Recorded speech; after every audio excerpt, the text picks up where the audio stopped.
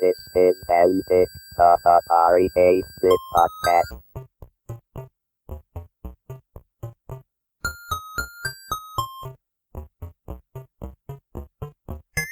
We expected at CompuServe customers to spend $10 to $15 a month. We never expected people to come online and spend $1,200, $2,000 a month playing MegaWars. We're there to serve the customer, so I want something that sort of embodies a service configuration, and it's magical. It's something new. And the best name they came up with was for Albert Einstein. And this cost me $50,000.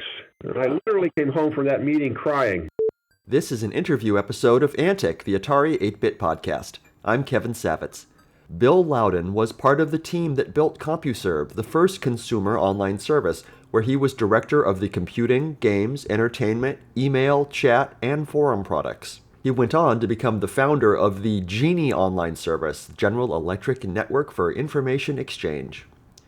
This interview took place October 15th, 2015. Where should we start? Tell me the story, before you got to CompuServe. Tell me how you ended up there and give me some history, please. So before I even got to CompuServe? Yeah. Well, the early story was I got fascinated with computers like most of us did back then with the Altair and the IMSI kind of computers. I was working for Tandy Corporation, and we came out with a TRS-80 Model 1. I had built a computer by then, and built an IMSI. And so I bought one of the Model 1s and started selling it. And initially, I was an expert by possession. Right. I had the only one in the Midwest, and people would come and buy them like crazy. I created a group called the Central Ohio TRS-80 User Group, called TUG. And I had a lot of Bell Labs engineers who were coming over, at my house at night once a month, and talking about how the things they were doing with the TRS-80 that you couldn't do before. That machine never had even a lowercase. The character generator just had all capital letters. So one of these engineers hand-built a diode-based, lowercase generator. Someone else showed us how to do color on it and other things. One of my customers happened to be this company called CompuServe. And so they came to me in about 78 and said, we'd like to turn our mainframes loose on your user group to see what they can do, because we're thinking about creating a service for computer users at night. So they gave us access to their mainframes from our user group, and we had a ball operating their system. And I wouldn't say hacking their system because they gave us permission, but they would publish some of their games, for example, Star Trek Base was just published in BASIC that you could read. So we just downloaded their BASIC for the Big Deck 10 converter to run on TRS-80 and did all those kind of crazy things. And in the process, I got so enraptured, I guess, with the concept of these big computers compared to the small computers and what you can do by communication and networking, that I ended up joining CompuServe as a company. Wow. That's how I got there. I was first in with a customer, and I said, I got to go do this. So you got to see, before we get to you getting hired, you got to see CompuServe when it was in beta, basically, right? Yeah. So that was, when I was doing this work at Tandy, I was actually initially transferred from Columbus, Ohio to Cleveland. Uh-huh. And the only way to keep in touch with my user group and the friends I had made in Columbus was starting to use some very primitive, communication software that we were building to talk back and forth. And I got so caught up with the fact of the concept of online networks, being able to communicate with people across distances, was the real motivation for me to move back to Columbus and join CompuServe. Nice. And my initial vision was, like many of us back then, we can use this technology to transcend time, age, gender, race, ethnicity. All those things should go away. It should just be a mind meld, if you will, like Star Trek. One person's ideas to another person's ideas. And that was the thing that really fascinated me about trying to create online services, how we can use it to better communicate. And so when I got to CompuServe, somewhat of started out sort of a techie in some respects, but I started doing some product management things. I had their personal software group that we built. We had to do mid-tech software. I was given communications which eventually I created the first email product and the first chat product at CompuServe were part of my domain. And then it gave me personal computing and entertainment as products. So I was the guy that did all the personal computing groups. And of course, back in the 1979, 1980, there were dozens of different brands of computers out there before the IBM even existed. And so we were trying to build user groups for all of those areas. So I was sort of an early geek, I guess, of different computers, and we started focusing on those people. Right. So we did TRS-80 obviously very early. We had groups for Heathkit, we had groups for Zenith, there were groups for Mattel, there were groups for Atari. All the different groups, most of which are long gone, Commodore, etc. And the obvious computer enthusiasts back then wanted to share information. How do you do that? Share a basic program. And so most of that was built on how different things work, supporting one another, and the typical concept of what a special interest group was doing. And we built that software, that community, that community software to do that. And so I spent most of my time, building those communities. We probably launched over 100 communities in the first year and a half, I think, 81, 82. Most were based on computing, personal computing. Nice. And I mean, that seems like was it huge? I mean, it seems like it would have been like for a lot of people, there was nowhere else to go. There, no BBSs yet. Maybe you're in an area that doesn't have a user group. It seems like people must have flocked to this. Yeah, there was the Source as a competitor, but they had not focused on communities. They were still doing more network, mainframe power, if you will. Not much in games. Mm-hmm. They're doing a lot of information. And my view at the time was, you can get information online, but it was boring. News online is boring. You only go on it when you need it. And so we had other departments that were focusing on that on CompuServe. My viewpoint was the entire online experience is about interaction. It's about communicating with another person or playing a game with another person, or making up a persona on who you are and going out there playing a game and smashing the guts out of somebody else, if you will. Mm-hmm. So all that kind of hardcore stuff is more fun than just getting information. Right. And so that's what we focused on more, is building that kind of product. No one did community back then. I kept thinking, if we want to, obviously there were bulletin boards. A lot of bulletin boards were out there, and they just did messaging. And you said, well, that's one component of a community. But we said, in addition to messaging, you need to have a live chat product or some way of talking to other people live that were online at the same time. You needed to have a database product where you could store this information, and you probably had to have a way to do some news or information, bulletins and banners and some things like that. So we initially took some very basic bulletin board software that we bought and used that as the initial premise to start building our own forums, as we called it back then. Coined the word forums for this, and started thinking about those four components we wanted to add to that. We built our own from that point on.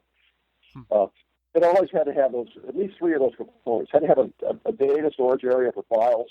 Had to have an area for asynchronous communication. The bulletin board had to have a place for live communication with a chat product. So the bulletin boards were easy. Nobody had a chat product at the time. Nobody had a way of communicating online except to the only way of communicating on a mainframe back then was a computer user on a terminal could type an 80-character message to the computer operator at the headquarters to do something, mount the mag tape, print this file, that type of stuff. Mm-hmm. And so I looked at that, fascinated. If I could do that, I said, there should be a way that I could communicate with any other person that's online at the time. Mm-hmm. And I think at CompuServe, we were brainstorming on these ideas. We thought, well, we're going to use this concept of a CD simulator, because CDs were hot in the 70s. We'll use that as the concept of building this chat product. And we cobbled together something over a weekend. The chief engineer of the company came back, and we started looking at that and said, it was too slow, too clumsy, but that eventually became built into a CB simulator and chat. And that was an important part of it. The database part was also pretty easy, except for the fact we had to make sure that when users were to share files and uploaded them, we had to double check a couple things. We had to make sure they weren't viruses. Mm-hmm. We had to make sure they worked, and we had to make sure they weren't stolen or copyrighted from something else. Mm-hmm. And so we had to create the concept of a moderator or a sysop to do that. Sort of, you got to check these files, make sure they're kosher, if you will. And as you can imagine, people would post files or attempt to post files or a game file. Hey, Atari was one of the places they would go. Could they get an Atari 400 or 800 file and upload it even from the other Atari machines and call it something else and try to give it to other people? And our sysops had to review that and say, whoa, you can't do that.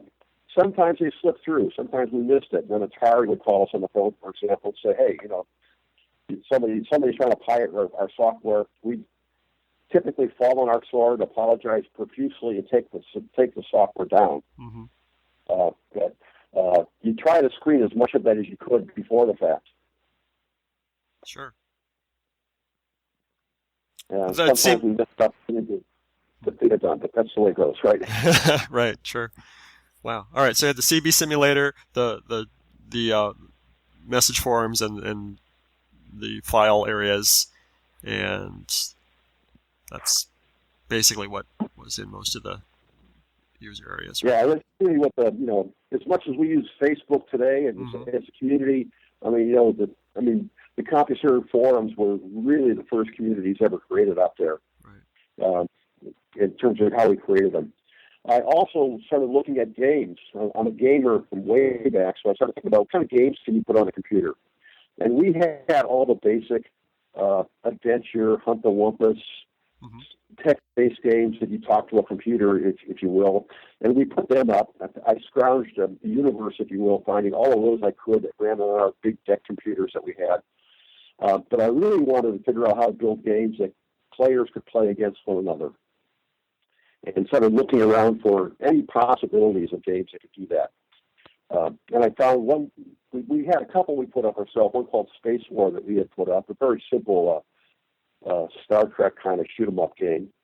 And I found a game at the University of Texas called Deck War, and it was what they call a DECUS user tape. It was a game that other deck users around the country would share their files back and forth commercially, what they had done. And we saw this game, Deck War, and CompuServe said, games are stupid, we're not going to do games. So I had to spend $50 of my money to buy this mag tape from Texas that had this game on it. And so I did a big mag tape, big 9-track mag tape, they call it back then. I get the game, bought it, and we probably spent it didn't work, spent about 7 months trying to get the game to actually work on our system. Mm-hmm. We had a different version of Fortran that worked on it. And we ended up building a game. But again, just like a typical college game, this thing was filled with all kinds of copyright violations, Star Trek references, Romulans that you couldn't use. So I had to go back and start thinking about a new scenario Mm-hmm. and the new background story. And from that, I created MegaWars, which was the first multiplayer game, commercial multiplayer game out there. Wow. And that's spread into, in fact, MegaWars, now people still playing MegaWars today. So from 81, it's still probably the longest running multiplayer game ever. Wow. Writing it in it's embarrassing because it was a text-based game, and the only animation you could get was making the asterisk flip around or something. You didn't have much animation in the games, but the fact that it was text-based, at least initially, allowed it to run on any platform. Anyone that had a VT 52 or VT 100 software emulator, the Ataris, the Commodores, the Tandys, etc. Most of them had that kind of an emulator that they could connect to CompuServe with. They could play this game. So it became a game that became very quickly cross-platform, which really helped success. Sure. Was that the killer app in the game space? I think that was. I think that was the app that started them all for games. We went through several iterations of it. When I went to GE, I renamed it something else. I call it Stellar Emperor. It's the same concept of the game. And it was kind of a unique game even today. The one thing about playing multiplayer games, if you played any today, is most of them, even if they're pay-to-play kind of games, they seem to have an indefinite life. They go on forever, like World of Warcraft, etc. And in some games, in combat games especially, that doesn't work. If you have a game that runs forever and somebody's been playing it for 6 months and you try to join to play today, you're already at a 6-month disadvantage. And you're a dweeb and you get wiped out very quickly today. So when we initially designed MegaWars, we said the game is going to have a beginning, a midpoint, and an end. Games ran for 6 weeks. And so anybody could become emperor, if you will, by playing this game. You didn't become at that last 6-week period. The next 6-week period started. The universe gets reset. Everybody starts over again. And at the end of that, we crown a winner and give out certificates and prizes, if you will. But that timeliness seems to have gone away in most games today. But I think that was also a killer app because everybody got a shot at being number one. At least every 6 weeks they came back and could beat that. Nice. But, Facebook and World of Warcraft didn't cost $6 an hour. Well, of course not. Because none of it, and thank God for the people who played it back there, and then it did, because they put my kids through school. So, yeah, certainly back then, the concept of all-you-can-eat product didn't exist.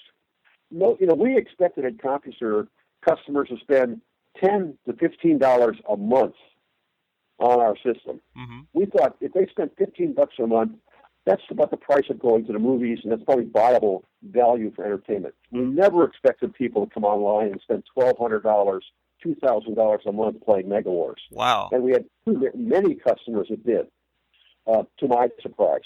Well-heeled lawyers or whatever they might be. And that was never our business model, but we didn't turn the money away either. Sure. Wow. That's incredible. And that was partly the challenge we had back there in, the vision.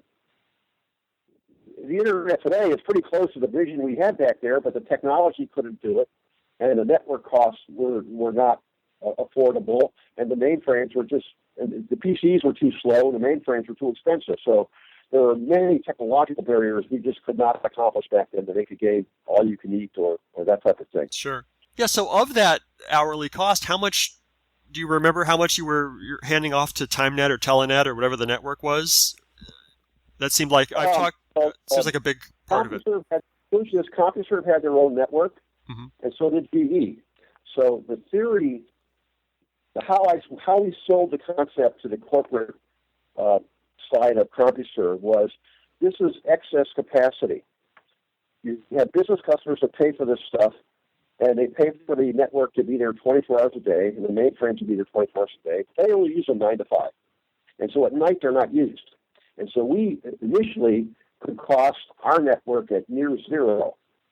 And that allowed us to create this low-priced product. And you think $6 an hour was expensive compared to $35, $40, $50 an hour that corporate customers were spending during the day. This was considered very cheap. And a lot of resistance to even think about creating something like that. So I had to figure out how to price this system so it looked like the cost was zero. And we did it by calling it excess capacity. So we had to change the rules, if you will, on time sharing. And that worked both at CompuServe and at GE to do that. If I had to buy an external network like TimeNet or Telenet, generally on volume, I'd be paying $1.50 an hour for that network charge. And so that was roughly, the cost we would have in that cost, even selling it at $5 or $6 an hour, we'd have that cost for network alone. The other cost had to go to maintaining the mainframes and other things, if you will. All right, so we'll get to GEnie later, but I understand how GEnie was excess capacity because there was the General Electric Information Service. But right. what was CompuServe excess capacity to? Well, same thing. I mean, in CompuServe, we invented the concept because CompuServe was a commercial time-sharing company for a good 10 years before most people knew who they were. Before they created the CompuServe Information Service, a consumer product, they were a time-sharing company like GE. They specialized in insurance information in terms of who their customers were. They had built large databases of, hey, I had lost somebody damaged my car, my refrigerator, whatever it is, I have to replace it. They built a big database of products for insurance companies to figure out replacement value. It's one of their products. They did a lot of financial information as well. So they were a small, focused time-sharing company, had built their own network, had their own computers and their own mainframes. Technologically, CompuServe was a superior company in terms of networking. They had done some things technologically that even when I went to GE was not doing. They had a very sophisticated computer network, more sophisticated than TimeNet and Telenet, albeit smaller. They could run higher speed lines over normal telephone lines, higher speed connections that Telenet and TimeNet could not. And so they had built that network themselves, at least throughout the United States. They had probably 600, let me think here. They probably had at least 350 cities and ports located throughout the country with their own network, and then they expanded that with TimeNet or Telenet. So my assumption is that before too long, the CompuServe information service usurped and grew bigger than the original thing that CompuServe was created to do with the insurance. And yeah, exactly. That created a lot of internal strife. Just from the get-go, we were getting press and newsprint that the commercial side was never getting. The excitement of consumers being online was very, very big. All the Byte magazine and all the magazines back there were doing stories quite a bit on the enthusiasm of personal computers, accessing these machines. So we were outshining them on press long before we started getting bigger revenue. And that created some internal strife between the two groups, I think. The consumer group was sort of a skunk group of 15 of us that started this thing, and they sort of kept us aside to still play with this, see what you can do with these mainframes. And when we started making some big money, they wanted to regulate us, maybe is a good word. They wanted the corporate side wanted to say, oh, good, this is a money revenue thing. We want to get in on it and help manage it. How did that go? I would put help in quotes. Right. We're the government here to help you. You'll be suspicious of the staff. Right. So did management try to? What happened when they started putting their fingers in the pie?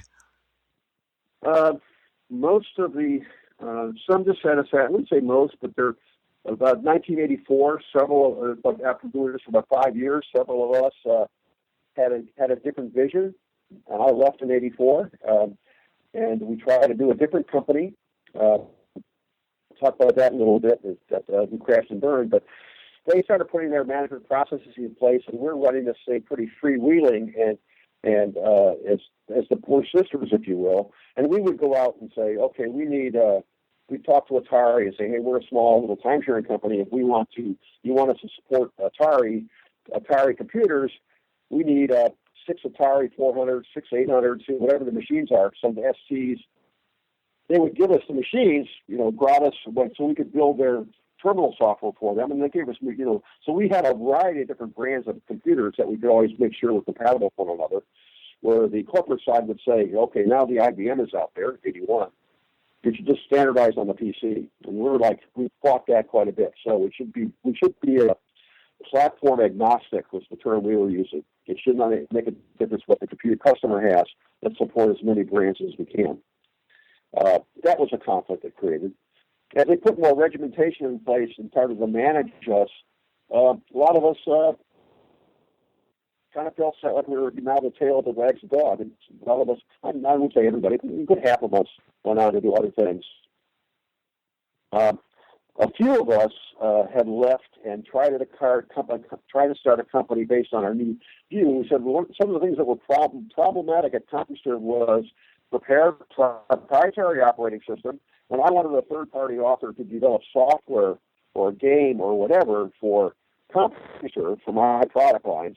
They had to learn all this new configurations and all the way CompuServe did it. They had a different version of BASIC and a different version of Fortran, et cetera, that weren't standard. So we went off and started another company, 5 of us, and said, we want to build something on open standards. We want to start using Unix as our platform instead of a proprietary system. We want to look at these small new computers that are called mini computers that would fit under a desk. That was considered a server back then versus mainframes that took up an entire floor. And we started a company called Georgia Online out of Georgia, Atlanta, to essentially look at all the things we could do using Unix, open standards, etc. And we built a system down there. We picked Atlanta because at the time, you still had to rely on the local telephone network for connections. And they had the largest local dialing area in the country. So we said, let's focus on building open standards, open platform, and localized services, just focusing on the people in Atlanta, what services we can provide them. And then if that model worked, we're going to try to franchise it to other major cities across the country, in theory. But we probably put $1 million into that company, and we crashed and burned. We were probably, I think the .com domain at the time was, because we were using the internet for a lot of the connectivity, the .com domain was only 6 months old. And prior to .com, you only had .gov, .military, .edu. So everyone on those sites were free. They didn't pay for the internet, right? Because they were all government workers or military or college students. So the concept of a commercial company was really, really alien to the marketplace. And so we crashed. I joke about that because we crashed and burned. We were 10 years too early and didn't have a browser, if you will. But, doing the internet, what we call the internet today in 1984 was like, what was wrong with you? Right. you get that gist. Yeah. So I took that hard learning experience to merit and had this opportunity. GE had called me and said, hey, we want to do something similar to CompuServe in terms of excess capacity, and we want someone to come up here and try to run it. So I went to CompuServe, I guess, went to GE with my tail between my legs after this big defeat we had trying to do open standards, and said, well, they're not ready for that technology today. And I went to GE and said, what can I create at GE? That's how I got to GE. So, roundabout way. So the internet's coming. Yeah, they called it Usenet. They called it Usenet back then. And we saw it was out there. They had Usenet news groups that were out there, and we saw some similarities. We tried to use them as our forums, and they had some things good and bad. So we were trying to use that kind of stuff that existed, the open standard stuff, and saw that out there. Right. No, my point was going to be that you knew that that internet was coming and was going to be the next big thing, and yet you decided, let's go back to a commercial online service. Well, because the market wasn't there. Yeah. If we would have done it right, we would have done the market research first and realized people weren't going to pay for it. And even in a flat rate function, nobody was willing to pay for the internet in 1984. Right. Yeah. Just wasn't going to happen. Wasn't enough content, and the current customer market was so small in terms of who were using it, and they were all very privileged users. Right. They all had free accounts. Yeah. And so it just wasn't ready for commercialization, even though the .com domain was now being published, if you will. Right. So you're listed as one of the founders of GEnie. So as a founder, what was the vision of GEnie, and how was it going to be different and better than what had been done before? I was the founder of GEnie. There was two of us. I was the founder, and I had one engineer to start this business. Wow. at GEnie. We used a similar model as CompuServe, excess capacity. GE had a worldwide network, not just a domestic network, and then we could leverage it. What else? They had big mainframes like anyone else had, and we started looking at how I could replicate the things at CompuServe that I thought were the money makers, the sweet spots, and those were communities and games. Those were the two things that were the hottest things that we could provide. Mm-hmm. At the time, CompuServe was after I had left, they had gotten somewhat complacent about communities.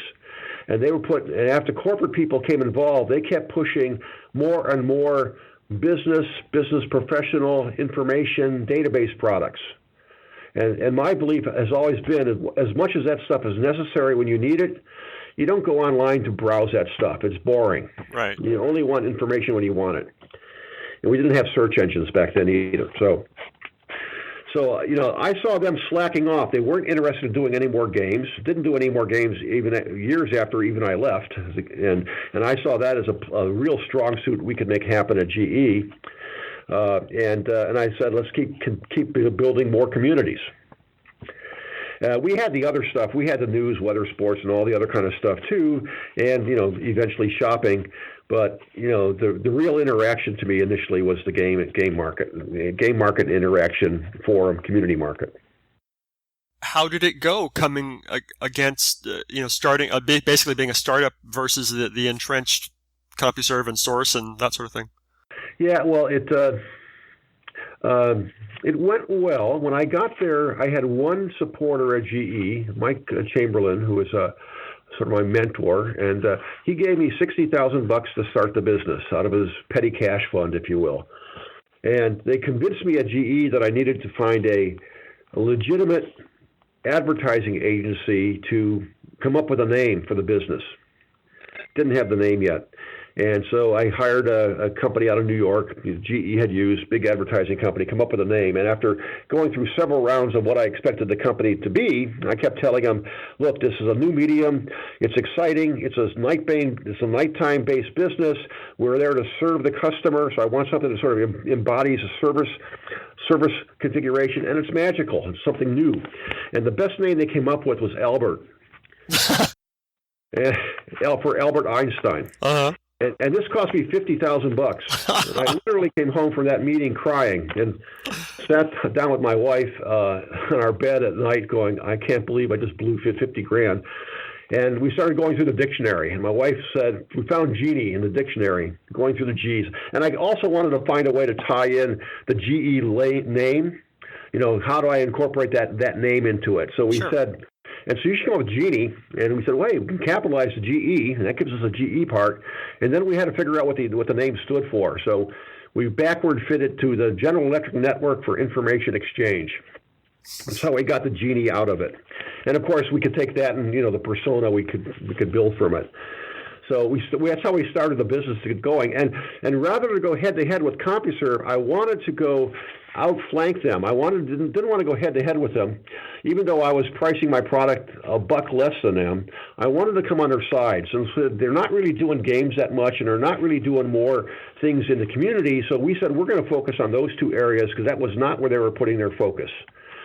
And we guessed that we might have a year, 2 years before they would take us seriously.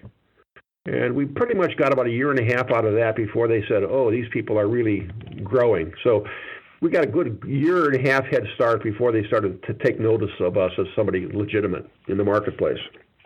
I count that, the challenge I realized from CompuServe was if you're an entrepreneur starting a business, you have nothing but revenue to gain because your revenue starts at zero.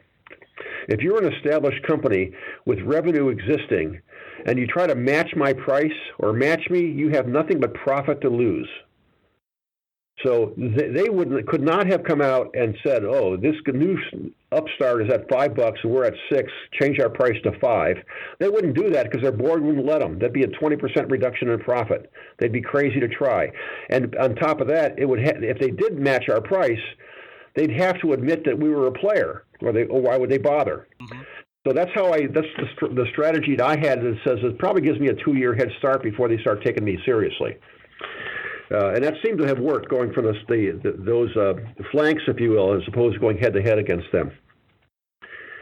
We did have the GE name, which helped as well, gives us some credibility in what it did. Also created some restrictions on what we couldn't do.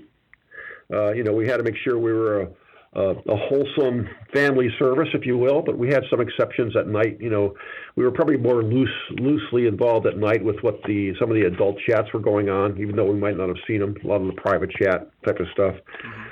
But daytime, certainly during the kiddie hours, we wanted to make sure we had moderators, make sure everything was as rated G as possible.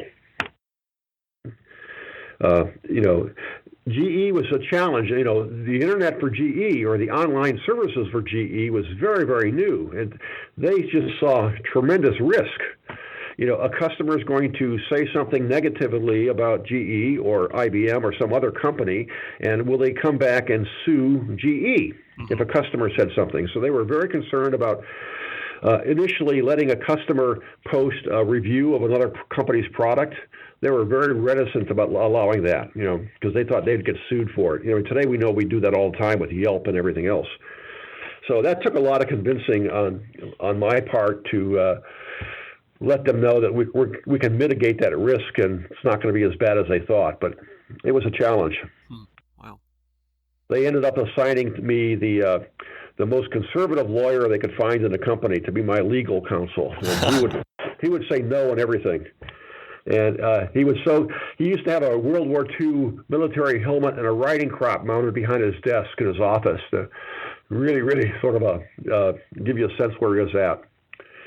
And so every product we brought to him was like, oh my God, I can't believe you want to do this. And so we had to figure out a way to get around him as well. And that actually was a good learning experience, because it really made me and my product managers who were proposing new products, and we were trying to do, at the time, 2 or 3 new products a week. We're trying to launch products, because we were behind where CompuServe was in terms of the breadth of product. Mm-hmm.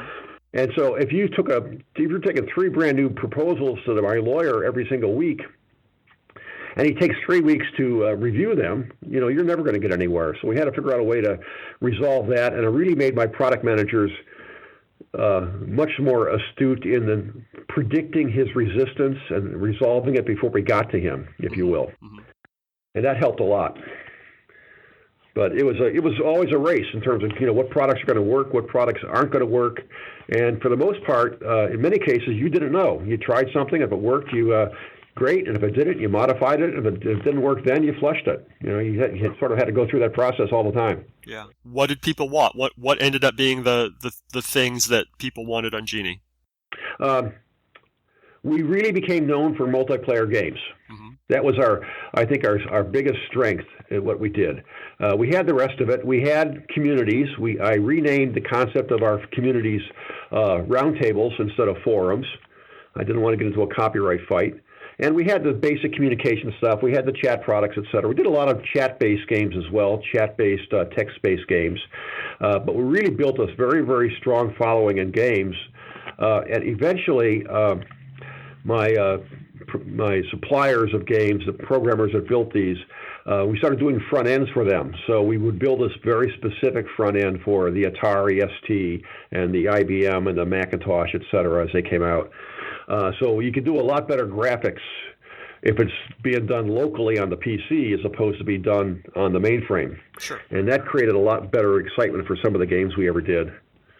We did a game called Air Warrior. I don't know if you recall that game. We did that for the Atari as well as the PC and the Mac. And I don't think we ever did it for the Commodore.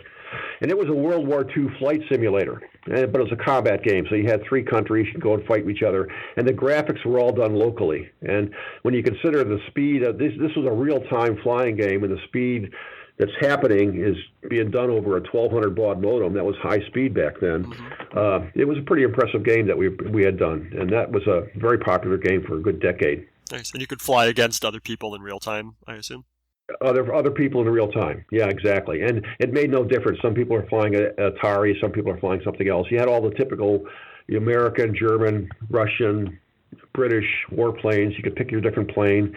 And the simulation was very good, very accurate to a real flight game. In fact, it was so accurate that initially, as the game came to us, it was so accurate that nobody could fly it. You had to be really a pilot to understand how to move all the controls. So we had to actually build a flight mode that was easier for the typical users to play, if you will, to play the game. That game was, we eventually, as we grew, that game became so popular on GE. We're selling software in all the retail stores for it. And then eventually the game got put on AOL. And so now we were able to fly Air Warrior and compete with AOL flyers as well on the game. And that was very, very exciting. So you were at GEnie GEnie lasted until 1999, I believe? Yeah, I was there through 93, I think it was. something like that. That's you were good there for a good 9 years, I think. Right. Yeah. Yeah. So it was my baby. I mean, CompuServe was always Jeff's baby. Jeff was the president of CompuServe, came with the idea, and the 15 of us that started the consumer business always thought of ourselves as Jeff's disciples. We were his apostles, if you will. GEnie was my baby. And as much as I credit CompuServe as my alma mater, GEnie was mine, and I took great pride in that. Would have hated to leave in many respects. Yeah.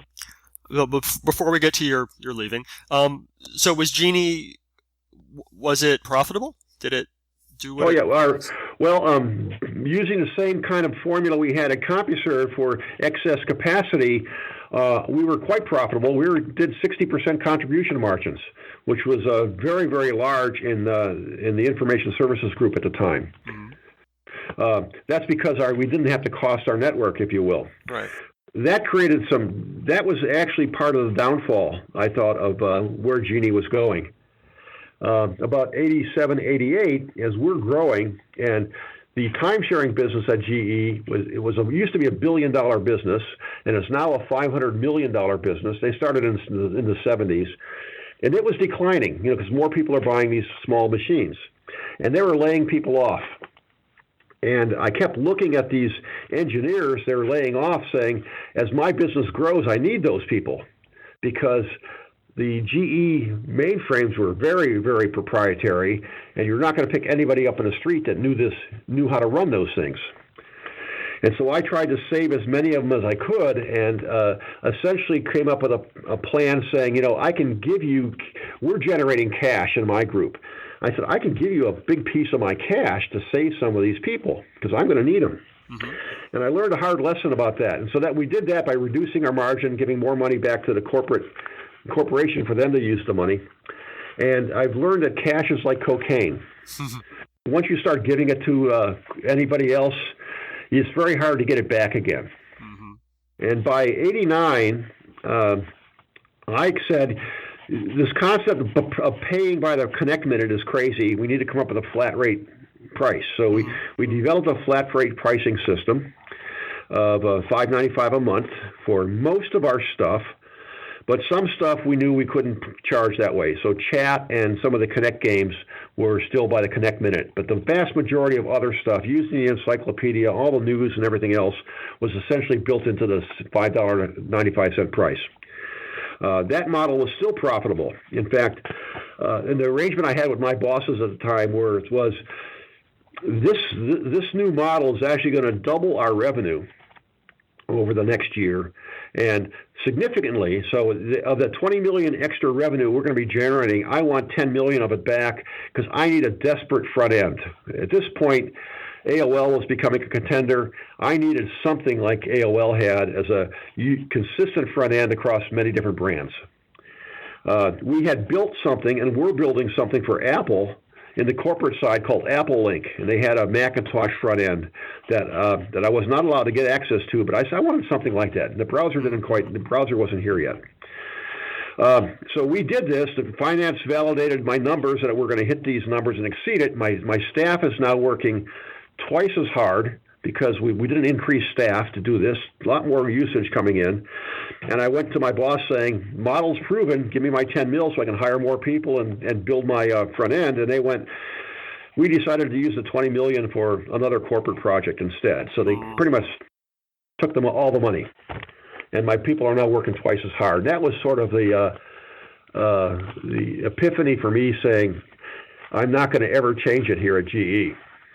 Not as long as it's being run this way, and that's one of the reasons I left. Yeah.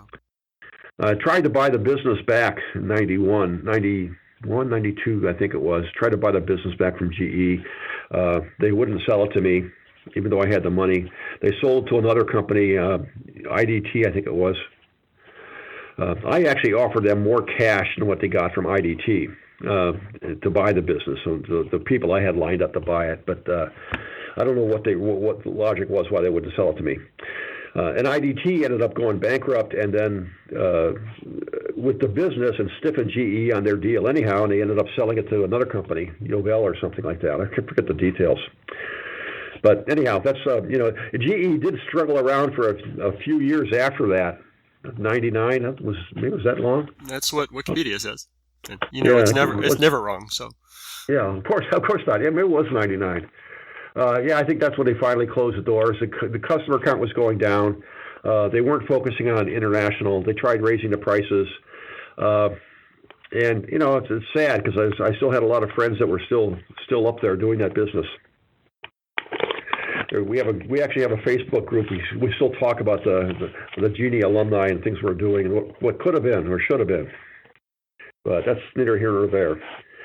AOL came along, and I think rightly, I had gone to a company in Texas to do something similar on a regional basis, and not very successful there. I went to Delphi, and we built the same kind of Delphi was the first company I went to about 93, 94, where we built a web-based community system and started converting all the products they had to the web in about 94. Didn't have a browser yet, though.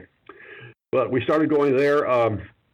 They ran on DEC VAX computers, so essentially we had to build this HTML VAX infrastructure on top of their VMS infrastructure to make the thing work. And there were some advantages. In fact, the advantage of that was nobody ever hacked the billing system at either CompuServe, GEnie, or Delphi. We were never hacked from that viewpoint. And having billing and everything else running on a different system behind the internet really made a lot of sense. Surprised they don't do that today. So we built it at Delphi. They were pretty successful for quite a while. We ended up getting bought by a News Corp. I ended up launching a Delphi product for them in the UK. And eventually Delphi got bought back. News Corp just wasn't successful with they didn't quite get it back in the 96, 97 timeframe. But now we're clearly internet, and the browser is out there, and the world is changing. Ironically, when I was at GEnie, about 88 or so, I had gone to a conference on something called SGML, Standardized Generalized Markup Language, that print publishers were using to print their books. And I kept asking my software people, we need a way of doing something more than plain text. I wanted to at least do graphics, or I want to at least do italics, bold, underline, and some other basic textual functions. I'm saying there should be a way of doing that. And when I saw this thing called SGML, I said, this is it. This is what precisely, because it did all of those text formatting, different colors, potentially for graphics, very, very sophisticated system, but very, very big, and only and mainframes could do it. Big publishers could use it. Could not happen on PCs at the time. And so my engineer said, no way, can't do it. I think the brilliance of HTML, when Andreessen came up with it, is he took a subset of SGML, and made HTML. The big SGML was way too complicated at the time. The computers couldn't handle it. And he was smart enough to come up with a subset in 95 and saying, now we have a common browser, which I really changed the world, as we all know. What haven't I asked you that I should have? Boy, I don't know. I guess I got out of the business about 2005. I started teaching, retired a little bit. I still wonder if there's another company in me. Keep looking for another way of doing it. Facebook does a lot of things right, but I think there's ways of doing a lot of things better. But they're the standard. I wish they had better user rights policies than they currently have. I think a lot of people have forgotten about who the user is. And who the real customer is in terms of the user as they're building products. And I think that's something that's been lost in the marketplace still today. I think games are much less sophisticated today than they were when we were doing games back in the golden age. They're prettier, they got a lot more eye candy, but the level of sophistication of multiplayer games just isn't there anymore. And that's sad. Yeah. Do you I know you weren't there at the end for either one, but do you think that it's possible that backups exist of either CompuServe or GEnie? GEnie, I would say no. There are people at CompuServe that have been restoring backups and trying to restore some of that data. I don't know how they're doing it more for patent infringement cases and things like that. So when CompuServe got bought by AOL, some of the original engineers, I know Sandy Trevor and others, and when AOL was being dumped, they bought back some of those rights for that stuff. I don't know if they built a complete replication of the system, but I know they probably have. They've saved a lot of key files and programs. Wow, I have a buddy who works at the Internet Archive, and his golden what's the word? The thing he wants more than anything to archive is the CompuServe backup tapes. And so. Yeah. Well, you could look up Dave Eastburn. Okay. Or Sandy Trevor. Okay. I'm sure you can probably find them on Google, if not through Wikipedia. Mm-hmm. They would be the key people that are looking at doing that stuff. There's Don Braun's out there too. But if you Google those names, I'm sure you can get some contact information that can help. If not, let me know, and I can see what I've got on them. Okay. I've talked to them. I haven't talked to them in a year or so, but I know they've been building some backups. At GE, when they sold it to Yovel, outside the company, Yovel got all that stuff, and I doubt. I mean, GE's still there, but I would doubt anybody still has backups back from the 80s or 90s. Yeah. That'd be very unique. I was asked to. When I was leaving GE, I had talked to Steve at AOL, and I was asked about do I go to work for AOL or not at the time, and I guess part of the potential inquiry about the qualification to go there would be how much of the backup stuff could I take with me, and I just. Customer lists and things like that. And I just said, I can't do that. It's not the way you're supposed to do it. So when I left GE, I've got a lot of marketing collateral, but all that software just was not appropriate for me to take. Sure. Well, also, if you're willing to scan or let me scan, I'd love to archive that marketing collateral and advertise whatever you've got. I'd love to be able to show. Yeah, I can scan some stuff and send it to you. There's a TV show that I'm doing some consulting on called Halt and Catch Fire. I've heard of that. That on the AMC network, and we are trying to document the early beginning of the games industry on mainframes through this TV show. Nice. They finished their second season. I hope they get renewed for a third. And because it's kind of interesting, going back and just reliving some of the excitement we had back then, just trying to create these things is kind of fun. Yeah, awesome. Just like this conversation, it's nice to go back and relive some of these heady days. Gaming was a lot of fun back then. There's nothing more exciting than me than having a blank whiteboard and saying, "Create something brand new."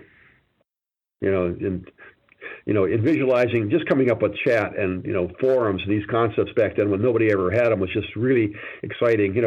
And we tried a lot of things that just didn't work either as well. So it's always funny to go out there and change the world a little bit, put a scratch in the universe, as I say. Can you give me an example of something you tried that completely didn't work? We tried early shopping. We tried early file sharing shopping services where you could buy software online. Very, very difficult to do it. It would take too long to download. You just couldn't get the speed up to get. It'd take 6 hours on a telephone. Your phone was tied up. That was way before its time. Mm-hmm. We built a product at CompuServe called Project Galactica, where we tried to take the early Commodore 64. The early Atari 400, 800s, and add a lot more computing power to them.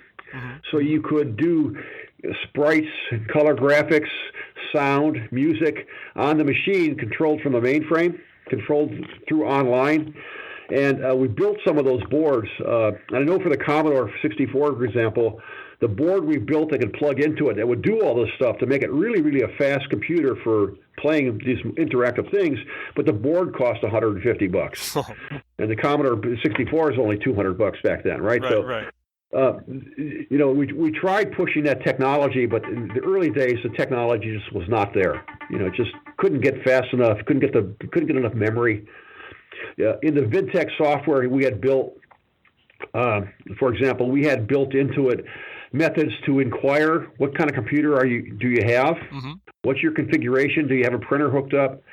So we had built some of those things that were very, very successful in terms of knowing what the customer had and then figuring out how to download it. We actually built in controls that we could take control of their computer at home to make sure they weren't touching keys if we're downloading something, or if not doing something crazy if we're trying to print to them. And so we had built a lot of code, things like that I think were successful.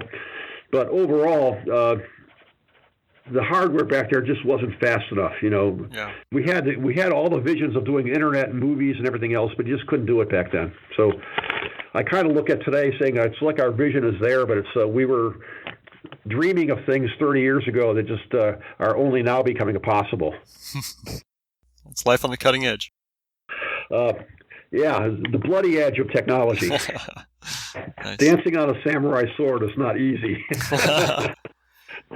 All right, last question, I think. If you could send a message to the people who used CompuServe and GEnie back in the day who are listening to this this discussion now, what would you tell them?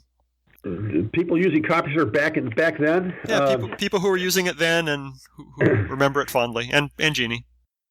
Yeah, you're the founders. You've created this universe that everyone is now accepting as standard and as everyday fare. Take some pride in yourselves for being the early pioneers of this industry, because the users were as responsible as anyone else in creating what we have today. Their feedback was critical to create the vision of what we have today. I thank them for it. Thank you, Bill. Hey, good talking to you. I'll send you those links as soon as I can. I appreciate it. Take care.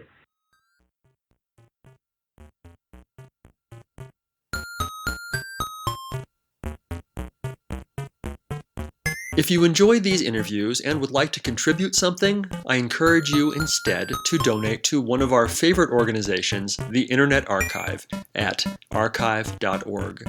The Internet Archive is a nonprofit digital library with the stated mission of universal access to all knowledge.